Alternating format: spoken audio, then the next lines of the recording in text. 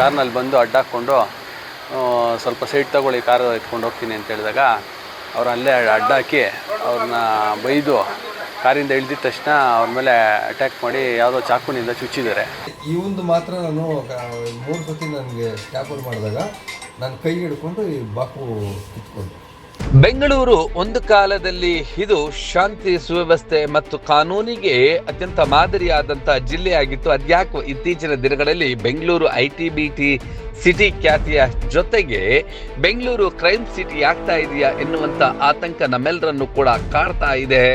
ಬೆಂಗಳೂರು ಹೊರವಲಯದ ಆನೇಕಲ್ ಪಟ್ಟಣದಲ್ಲಿ ದಿನ ಒಂದಲ್ಲ ಒಂದು ರೀತಿಯಾದಂಥ ಅಪರಾಧ ಪ್ರಕರಣಗಳು ನಡೀತಲೇ ಇದ್ದಾವೆ. ಗುಂಪುಗಳ ನಡುವೆ ಹೊಡೆದಾಟಗಳು, ಬಡಿದಾಟಗಳು. ಇದೀಗ ನಶೆಯಲ್ಲಿ ಆನೇಕಲ್ ಪಟ್ಟಣ ತೇಲ್ತಿದೆಯಾ ಎನ್ನುವಂತಹ ಆತಂಕ ಎದುರಾಗಿದೆ. ಎದುರಿಗೆ ಬರ್ತಾ ಇದ್ದಂತಹ ಕಾರ್ ಕಿರಿದಾದ ರಸ್ತೆಯಲ್ಲಿತ್ತು. ಕಾರನ್ನ ಸ್ವಲ್ಪ ಹಿಂದಕ್ಕೆ ರಿವರ್ಸ್ ತಗೋ ಅಂತ ಹೇಳಿದ್ದೆ ಅಪ್ಪ ಮಗನ ಜೀವಕ್ಕೆ ಕುತ್ತಾಗಿದೆ. ಆ ಕಾರ್ನಲ್ಲಿದ್ದಂತಹ ಇಬ್ಬರು ಪುಂಡರು ಚಾಕುವನ್ನ ತಂದು ತಂದೆಯ ಮೇಲೆ ಹಲ್ಲೆಯನ್ನ ನಡೆಸ್ತಾ ಇದ್ದಿದ್ದನ್ನ ಕಂಡಂತ ಮಗ ಬಿಡಿಸೋದಕ್ಕೆ ಹೋದಾಗ 3-4 ಕಡೆ ತಿವಿದಿದ್ದಾರೆ. ಅದೃಷ್ಟವಶಾತ್ ಹೆಚ್ಚಿನ ಅಪಾಯ ಉಂಟಾಗಿಲ್ಲ. ಈಗ ಆ ತಂದೆ ಮಗ ಇಬ್ರು ಕೂಡ ಆಸ್ಪತ್ರೆಯಲ್ಲಿ ಚಿಕಿತ್ಸೆಯನ್ನ ಪಡ್ಕೊಳ್ತಿದ್ದಾರೆ. ಯಾರವರು, ಈ ಘಟನೆ ಏನು ಅಂತೀರಾ? ಅದೆಲ್ಲವನ್ನು ಕೂಡ ದೃಶ್ಯಗಳಲ್ಲಿ ನೋಡೋಣ ಬನ್ನಿ.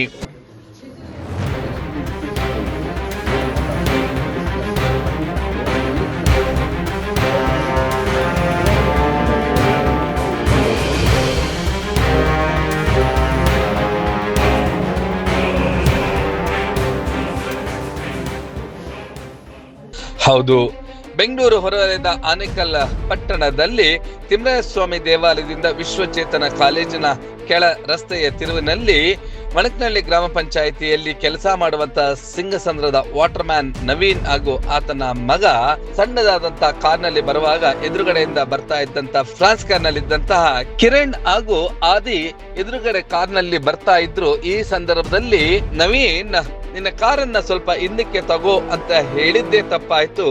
ಕಾರ್ನಿಂದ ಇಳಿದಂತಹ ಕಿರಣ್ ಚಾಕುವನ್ನ ತೆಗೆದು ನವೀನನ ಮೇಲೆ ತೀವ್ರವಾದಂತಹ ಹಲ್ಲೆಯನ್ನ ನಡೆಸ್ತಾ ಇದ್ದ. ಆಗ ಮಗ ತಾರಕೇಶ್ ಬಂದು ಅಪ್ಪನನ್ನ ಬಿಡಿಸೋದಕ್ಕೆ ಹೋದಾಗ ತಾರಕೇಶನಿಗೆ 3-4 ಕಡೆ ಚುಚ್ಚಿ ಕಿರಣ ಪರಾರಿಯಾಗಿದ್ದಾನೆ. ಇವರು ಗಾಂಜಾ ನಶೆಯಲ್ಲಿ ಇರಬಹುದು ಅಂತ ಈಗ ಗಾಯಗೊಂಡಿರುವಂತಹ ನವೀನ್ ವಿವರಿಸಿದ್ದು ಹೀಗೆ. ನಾನು ತೋಟದ ಹತ್ರ ಕರೆಂಟ್ ಇರಲಿಲ್ಲ. ತೋಟದ ಹತ್ರ ಒಂದು ರೌಂಡ್ ಹೋಗ್ಬಾರೋಣ ಅಂತ ಹೋಗ್ತಾ ಇದ್ದೆ. ನಮ್ಮ ಮನೆಯಿಂದ ತೊಗೊಂಡು ಫಸ್ಟ್ ಕ್ಲಾಸ್ ತೊಗೊಂಡಿದ್ದ ತಕ್ಷಣ ಇವ್ರು ಆಪೋಸಿಟಿಂದ ಕಾರ್ ಬಂದು ಅದು ಚಿಕ್ಕ ರಸ್ತೆ ಆ್ಯಂಡ್ ಡಿಪ್ ಮಾಡಿದೆ. ಆದರೂ ಪಾಸ್ ಮಾಡ್ಕೊಂಡ್ಬಂದರು. ಅಲ್ಲಿ ಪಾಸ್ ಮಾಡೋಕ್ಕೆ ಜಾಗ ಇರಲಿಲ್ಲ. ಸರಿ, ನಾನು ಲೆಫ್ಟಲ್ಲಿ ಹಾಕಿ ನಿಲ್ಲಿಸಿದ್ದೆ. ನಿಲ್ಲಿಸ್ಬಿಟ್ಟು ಅವ್ರ ಮುಂದೆಗಡೆ ಜಾಗ ಇತ್ತು. ನೀವು ಮುಂದೆ ಹೋಗಿ ನಾನು ತೊಗೊತೀನಿ ಅಂತ ಹೇಳಿದೆ. ಹೇಳಿದ ತಕ್ಷಣ ಅವಾಕ್ಷದಿಂದ ಕಾರ್ ಹೊರಗಡೆಯಿಂದ ಇದು ಎತ್ತೋ ಗಾಡಿ ಹಂಗೆ ಹಿಂಗೆ ಅಂತ ಹೇಳಿದೆ. ನಾನು ಗಾಡಿ ನಿಲ್ಲಿಸ್ಬಿಟ್ಟು ಇಳಿದ್ಬಿಟ್ಟು ಕಾರ್ ಹತ್ರ ಹೋಗಿ ಏನು ಮಾತಾಡ್ತಾ ಇದೆಯಾ ಅಂತ ಕೇಳಿದ್ದಷ್ಟೇ. ಕಾರ್ ಡೋರ್ ತೆಗ್ದಿದ ತಕ್ಷಣ ಚಾಕು ನಂತಿದ್ದೆ. ಬೇರೆ ಮಾತೇ ಮಾತಾಡಿಲ್ಲ. ಎಷ್ಟು ಜನ ಇದ್ರು? ಅವರಿಬ್ಬರು ಇದ್ರು. ಎಲ್ಲಾಗಿದ್ದು ಇನ್ಸಿಡೆಂಟು? ತಿಮ್ಮರಾಯಸ್ವಾಮಿ ದೇವಸ್ಥಾನ ಹತ್ರ. ಯಾವ ಕಾರಲ್ಲಿ ಎಷ್ಟು ಜನ ಇದ್ರು ಅವರು? ಅವರು ಇಬ್ಬರೇ ಇದ್ದಿದ್ದು, ನಾನು ನನ್ನ ಮಗ ಇಬ್ಬರೇ ಇದ್ದರು. ಏನು ಫುಲ್ ಕುಡ್ದಿದ್ರಾ? ಕುಡ್ದಿದ್ರು ಅಂತಿಲ್ಲ ಸರ್, ಅವ್ರು ಮೋಸ್ಟ್ಲಿ ಗಾಂಜಾ ಹೊಡೆದಿದ್ರು ಅನ್ನೋದು. ಓಕೆ. ಅಲ್ಲ, ಏನು ವಿಚಾರಕ್ಕೆ ಅಂದರೆ ಎದುರುಗಡೆ ಆಪೋಸಿಟ್ ಕಾರ್ ಬಂತ ಎರಡು ಅವ್ರು ಯಾರು ಅಂತಲೂ ನನಗೆ ಗೊತ್ತಿರಲಿಲ್ಲ. ಓಕೆ. ಅವರು ಇಷ್ಟೇ ಕಾರು, ಅವ್ರಿಗೆ ಆಪ್ಷನ್ ಇತ್ತು ಅವ್ರಿಗೆ ಹೋಗೋದು. ನನಗೆ ಆಪ್ಷನ್ ಇರಲಿಲ್ಲ. ಕಾರ್ ನಿಮ್ಮ ಮುಂದೆ ತಗೋ, ನಾನು ಹೋಗ್ತೀನಿ ಅಂತ ಹೇಳಿ. ಅಲ್ಲಿ ಜಾಗ ನೋಡಿದ್ರು ನಿಮ್ಗೆ ಗೊತ್ತಾಗ್ತದೆ. ಅಷ್ಟೇ ಮಾತಿಗೆ ಇಷ್ಟ ಆಗಿದೆ. ಏಕಾಏಕಿ ಕಾರ್ ನಿಲ್ಲಿಸಿ ಏನು ಮಾತಾಡ್ತಿದ್ದೆ ಅಂತ ಕೇಳಿದ ತಕ್ಷಣ ಏಕಾಏಕಿ ಬಾಕ್ ತಗೊಂಡು ಇಬ್ಬರ ಹತ್ರನೂ ಇತ್ತಾ? ಈ ಒಂದು ಮಾತ್ರ ನಾನು 3 ಸತಿ ನನಗೆ ಟ್ಯಾಪಲ್ ಮಾಡಿದಾಗ ನಾನು ಕೈ ಹಿಡ್ಕೊಂಡು ಈ ಬಾಕು ಕಿತ್ಕೊಂಡು. ಆಮೇಲೆ ಏನಾಯ್ತು? ಅವ್ನು ಓಡ್ಬಿಟ್ಟ. ಬಾಕು ಕಿತ್ಕೊಂಡಿದ್ದ ತಕ್ಷಣ ಅವ್ನು ಓಡ್ಬಿಟ್ಟ. ಆಮೇಲೆ ಇವನು ಕಾರ್ ತೆಗಿಯೋದ. ಆಮೇಲೆ ಅಲ್ಲೇ ಇದ್ದನ್ನ ತಲೆ ನಿಲ್ಲಿಸಿ ಕಾರ್ ನಿಲ್ಲಿಸಿ ಇವ್ನು ಹಿಡ್ಕೊಂಡು. ಎಷ್ಟು ಜಾಗಕ್ಕೆ ನಿಮ್ಗೆ ಇದು ಮಾಡಿದ್ದಾನೆ? 3 ಹತ್ರ ಇಲ್ಲಿ ಕೈ ಬಂದ. ನಿಮ್ಮ ಮಗನಿಗೂ ಏಟಾಗಿದೆಯಾ? ಮಗನಿಗೆ ಸೊಂಟದ ಹತ್ರ ಚಿಗಿಬಿಟ್ಟಿದೆ. ನನ್ನ ಮಗ ನನಗೆ ತಿವಿತಾ ಇದ್ದಕ್ಕೆ ಅಡ್ಡ ಬಂದ, ಅದಕ್ಕೆ ಅವನಿಗೆ. ಏನು ಕೇಳ್ಕೊಳ್ತೀರಿ ಪೊಲೀಸ್ನವ್ರನ್ನ? ಲ್ಯಾಂಡ್ ಆರ್ಡ್ರು ಏನು ಈ ಥರ ಆಗಿದೆ ಸರ್, ಯಾರು ಮಾತಾಡೋಂಗೆ ಇಲ್ಲ. ಅವ್ರ ಮೈ ಮೇಲೆ ಪ್ರಜ್ಞೆನೇ ಇಲ್ಲ. ಏನು ಗಲಾಟೆ ಇಲ್ಲ. ಡೋರ್ ತೆಗ್ದವನೇ ತಿವ್ದ. ಲ್ಯಾಂಡ್ ಆರ್ಡರ್ ಮೇಲೆ ಅವ್ರಿಗೆ ಭಯನೇ ಇಲ್ದಿದ್ದಂಗೆ ಆಗೋಗಿದೆ. ಅಂದರೆ ಇಂಥವ್ರನ್ನೆಲ್ಲ ಕಡಿವಾಣ ಹಾಕಬೇಕು. 100% ಹಾಕಬೇಕು ನಾನು. ಈಗ ನನಗೆ ಈ ಸ್ಕ್ಯಾನ್ ಮಾಡಿದ್ಮೇಲೆ ನೋಡ್ತೀನಿ, ಅದು ಡೀಪಾಗಿ ಹೋಗ್ಬಿಡ್ತಾರೆ. ನೋಡೋದು ಗಂಟೆ ನಮ್ಗೆ ಗೊತ್ತಾಗಲಿಲ್ಲ.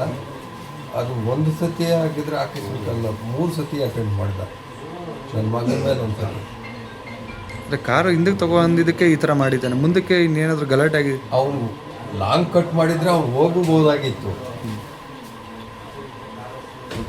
ಆದರೆ ಅವ್ನು ಮಾಡಿಲ್ಲ ಆ ಥರ.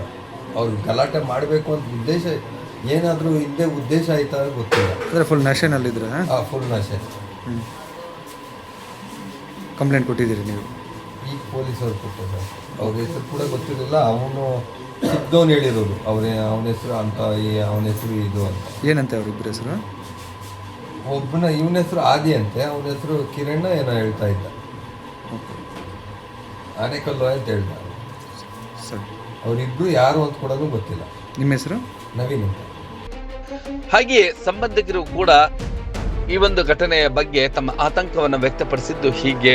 ಇಲ್ಲ, ನಮ್ಮ ಅಣ್ಣ ಅವರು ತೋಟದ ಹತ್ರಕ್ಕೆ ಹೋಗೋದಕ್ಕೆ ಕಾರಲ್ಲಿ ಹೋಗ್ತಾ ಇರ್ತಾರೆ. ಅವ್ರ ಮನೆ ಪಕ್ಕದ ರೋಡಲ್ಲಿ ಅಲ್ಲಿ ಹೋಗ್ತಾ ಇರಬೇಕಾದ್ರೆ ಯಾರೋ ಹಿಂಗೆ ಆಪೋಸಿಟಲ್ಲಿ ಕಾರ್ನಲ್ಲಿ ಬಂದು ಅಡ್ಡ ಹಾಕ್ಕೊಂಡು ಸ್ವಲ್ಪ ಸೈಡ್ ತಗೊಳ್ಳಿ, ಕಾರು ಎತ್ಕೊಂಡು ಹೋಗ್ತೀನಿ ಅಂತ ಹೇಳಿದಾಗ ಅವ್ರು ಅಲ್ಲೇ ಅಡ್ಡ ಹಾಕಿ ಅವ್ರನ್ನ ಬೈದು ಕಾರಿಂದ ಇಳಿದಿದ ತಕ್ಷಣ ಅವ್ರ ಮೇಲೆ ಅಟ್ಯಾಕ್ ಮಾಡಿ ಯಾವುದೋ ಚಾಕುನಿಂದ ಚುಚ್ಚಿದ್ದಾರೆ. 3 ಹತ್ರ ಚುಚ್ಚಿದ್ದಾರೆ. ಹೆಂಗೆ ನಮ್ಗೆ ಯಾರು ಏನು ಅಂತಾರೋ ಗೊತ್ತಿಲ್ಲ. ಸುಮ್ಮನೆ ಅವರು ಫುಲ್ಲು ಕುಡಿದ್ಬಿಟ್ಟು ನಿಮ್ಮಣ್ಣ ಹೋಗ್ತಾ ಕಾರಲ್ಲಿ ಇವರು ಕಾರಲ್ಲಿ, ಅವರು ಆಪೋಸಿಟ್ ಅವರು ಕಾರಲ್ಲೇ ಬರ್ತಾ ಇದ್ರಂತೆ. ಅವ್ರು ಯಾರು ಅಂತಲೂ ಗೊತ್ತಿಲ್ಲ, ಏನಕ್ಕೆ ಆಯಿತು ಅಂತಲೂ ಗೊತ್ತಿಲ್ಲ. ಬಟ್ ಈ ಥರ ಆಗಿದೆ. ಅದಕ್ಕೆ ನಾವು ಮೂರು ಕಡೆ ಚುಚ್ಚಿದ್ದಾರೆ. ಅವರು ನಮ್ಮಣ್ಣ ಮಗ ಒಂದು ಹತ್ರ ಚುಚ್ಚಿದ್ದಾರೆ. ನಮ್ಮಣ್ಣ ಅವ್ರಿಗೆ 3 ಹತ್ರ ಚುಚ್ಚಿದ್ದಾರೆ. ಕಾರಲ್ಲಿ ಎಷ್ಟು ಜನ ಇದ್ರು? ಅವ್ರು ಯಾರು? ಅವರು ಇಬ್ಬರಿದ್ರಂತೆ, ಯಾರು ಅಂತ ಗೊತ್ತಿಲ್ಲ ನಮಗೆ. ಹೌದು, ಕುಡ್ದಿದ್ದಾರೆ ಫುಲ್ಲು. ಅವರು ಏನೋ ಗೊತ್ತಿಲ್ಲ, ಮತ್ತೆ ಎಲ್ಲ ಇದ್ರು ಅವರು ಫುಲ್ಲು. ಹೌದು, ಎಲ್ಲ ಇತ್ತು ಅಲ್ಲಿ. ಆಮೇಲೆ ಪೊಲೀಸರು ನಮ್ಗೆ ಫೋನ್ ಮಾಡಿದ್ರು, ನಾವು ಎಲ್ಲ ಹೋಗಿ ಸ್ಟೇಷನಿಂದ ಬಂದು ಕಾರ್ನ ಎಲ್ಲ ತಗೊಂಡಿದ್ದಾರೆ. ಎಣ್ಣೆ ಎಲ್ಲ ಕಾರಲ್ಲೇ ಇದೆ, ಅದನ್ನು ಎಲ್ಲ ಸೀಸ್ ಮಾಡಿದ್ದಾರೆ. ನಮಗೇನಿಲ್ಲ, ಪೊಲೀಸರು ನಮ್ಗೆ ಸ್ವಲ್ಪ ಸೇಫ್ಟಿಯಾಗಿ ನೋಡ್ಕೋಬೇಕು. ನೋಡಿ, ಏನು ಮಾಡದೇ ಇದ್ರು ಹೆಂಗೆ ಜನಗಳು ಯಾವ ಥರ ಬದುಕೋದು. ನಾರ್ಮಲಾಗಿ ಓಡಾಡೋರ್ಗು ಈ ಥರ ತೊಂದರೆ ಮಾಡ್ತಾರೆ. ಮತ್ತೆ ಏನಿಲ್ಲ, ನಮಗೆ ನ್ಯಾಯ ಕೊಡಿಸ್ಬೇಕು ಈ ಥರ ಆಗಿರೋದಕ್ಕೆ. ಮುಂದೆ ಈ ಥರ ಏನು ಆಗದಿದ್ದಂಗೆ ನೋಡ್ಕೋಬೇಕು. ಇವಾಗ ಈ ಥರ ಸಿಂಪಲ್ ವಿಚಾರಕ್ಕೆ ಹಿಂಗೆ ಮಾಡಿದ್ದಾರೆ. ಒಳಗಡೆ ಇವಾಗ ಕಂಪ್ಲೇಂಟ್ ಮಾಡ್ತೀರಿ, ಕಳಿಸ್ತೀರಿ ಒಳಗಡೆಗೆ ಅಂತ ಹೇಳಿದ್ದಾರೆ. ಈಚೆ ಬಂದಮೇಲೂ ಅವ್ರೇನೋ ತೊಂದರೆ ಮಾಡ್ದಿದ್ದಂಗೆ ನಮ್ಗೆ ರಕ್ಷಣೆ ಕೊಡಬೇಕು. FIR ಮಾಡಿದ್ದಾರೆ. ಇತ್ತೀಚೆಗೆ ಆನೆಕಲ್ ಸುಮ್ಮನೆ ಮಾತಾಡಿದ್ರು ಸಾಕು ಅವ್ರ ಮೇಲೆ. ಹೌದು, ಏನು ಅದು ಅವ್ರಿಗೂ ನಮ್ಗೆ ಗೊತ್ತೇ ಇಲ್ಲ, ಅವ್ರ ಪರಿಚಯ ಕೂಡ ಇಲ್ಲ ಅವ್ರಿಗೆ. ನಮ್ಮ ಬ್ರದರ್ ನಾವು ಯಾವತ್ತೂ ಅವ್ರು ನೋಡಲೂ ಇಲ್ಲ ಅವ್ರನ್ನ. ಇದು ನಮ್ಮ ಆನೇಕಲ್ನಲ್ಲಿ ಇದು ಹುಡುಗರ ಹಾವಳಿ ಜಾಸ್ತಿ ಆಗಿಬಿಟ್ಟಿದೆ. ಇದು ಒಟ್ಟಿನಲ್ಲಿ ಆನೇಕಲ್ ಪಟ್ಟಣದಲ್ಲಿ ಇತ್ತೀಚಿನ ದಿನಗಳಲ್ಲಿ ಹೆಚ್ಚು ಕ್ರೈಮ್ಗಳಾಗ್ತಾ ಇದೆ. ಗಾಂಜಾ ನಶೆಯಲ್ಲಿಯೇ ತೇಲಾಡ್ತಾ ಇರುವಂತ ಈ ಪುಂಡರನ್ನ ಅಸ್ವಸ್ತಿಗೆ ತರೋದಕ್ಕೆ ಪೊಲೀಸ್ನವರು ಅವರ ಕೆಲಸ ಸಾಕಾಗ್ತಾ ಇಲ್ವಾ, ಅಥವಾ ಯಾವ ಪ್ರದೇಶಗಳಲ್ಲಿ ಈ ಒಂದು ಗಾಂಜಾಗಳು ಸಿಗುತ್ತೆ ಅಂತ ನಿಖರವಾದಂತ ಮಾಹಿತಿ ಇದ್ರೂ ಕೂಡ ಆನೇಕಲ್ ಪೊಲೀಸ್ನವರು ಜಾಣ ಕಿವುಡು ಮತ್ತು ಕುರುಡುತನ ತೋರಿಸ್ತಿದ್ದಾರಾ ಎನ್ನುವಂತ ಅನುಮಾನಗಳು ಕಾಡತೊಡಗಿದೆ.